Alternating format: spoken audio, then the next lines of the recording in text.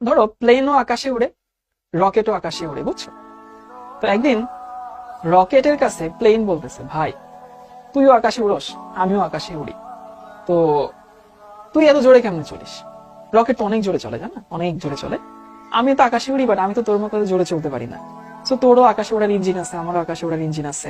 আমি answer rocket একটা answer দিল যে, ভাই পেছনে আগুন লাগুক, তখন তুমিও বুঝবা, তখন তুমিও বুঝবা যে কেমন জোরে চলতে হয়। তো তোমরা এখন যারা এইচএসসি পরীক্ষা দিবা আর কি, এই কিছুদিন পরে তোমাদের পরীক্ষা, তো তোমাদের অবস্থা এখন রকেটের মতো হয়ে গেছে, যে তোমরা এখন এমনিতে অনেক জোরে জোরে চলো, অনেক জোরে জোরে দৌড়াও। আর তোমাদের এই অবস্থাটা না কেউ বুঝবে না।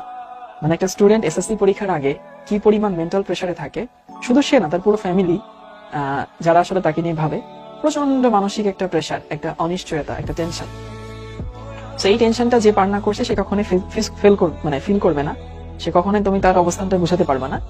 মানে এটা ব্যাপারটা এরকম যে ধরো আহ একটা মানুষ নৌকা ডুবে গেছে, বুঝছো? এখন নৌকা ডুবে গেছে, সেই মানুষটা পানিতে ডুবে যাচ্ছে, এবং সেই মানুষটা খুব বাঁচার জন্য হাহাকার করছে পানির নিচে, কোনো মতে একটু মুখটা উপরে নিয়ে সে সাঁতার জানে না আর কি, বুঝছো?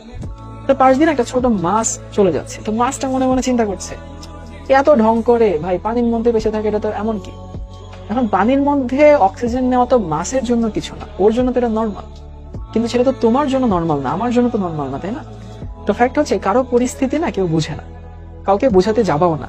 মানে তুমি যে এখন কি পরিমাণ মানসিক প্রেসারে আছো সেটা তুমি জানো, আর তোমাকে নিয়ে যারা ডিল করে, যারা তোমার ভালো চায়, সে জানে। অনেকেই তোমার এই এফোর্টটাকে দাম দিবে না।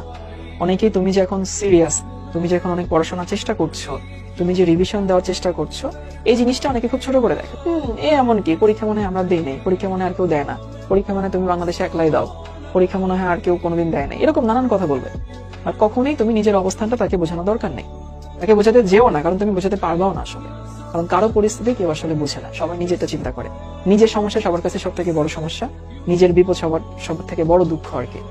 তো তোমার এখন কাজ হচ্ছে যতটা সম্ভব পজিটিভ থাকা যায়, পজিটিভলি নিজের কাজটা করা যায়, যতটা সম্ভব পজিটিভ থাকা যায়।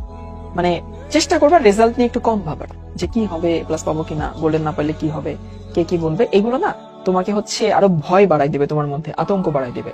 আর ওই আতঙ্ক কখনোই আসলে ভাই তোমাকে হেল্প করবে না, বুঝছো? তো চেষ্টা করবা যতটা সম্ভব রেজাল্ট নিয়ে কম ভাবা যায়, নিজের এফোর্ট নিয়ে ভাববা, রেজাল্ট এমনিতে ভালো আসবে।